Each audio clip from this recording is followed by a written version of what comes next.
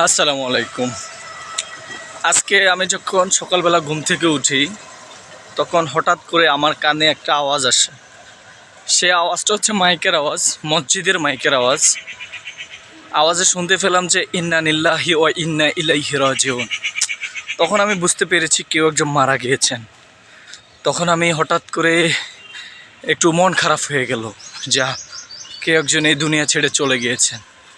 পরে আবার ভাবলাম যে না, আজকে তো শুক্রবার, উনি তো লাকি ব্যক্তি, উনি আজকে শুক্রবারে মারা গিয়েছেন। এটা ভাবে আবার তখন আলহামদুলিল্লাহ পড়েছি। আসলে আমি শুনেছি যে জুম্মার দিনে যদি কেউ মারা যান তার নাকি কোনো হিসাব নেওয়া হবে না, তিনি বিনা হিসেবে জান্নাতে যাবে। তো এই জন্য আমি ওনার জন্য দোয়া করেছি।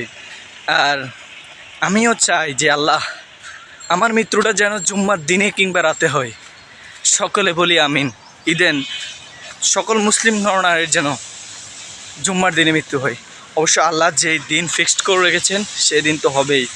সকলে বলি আমিন।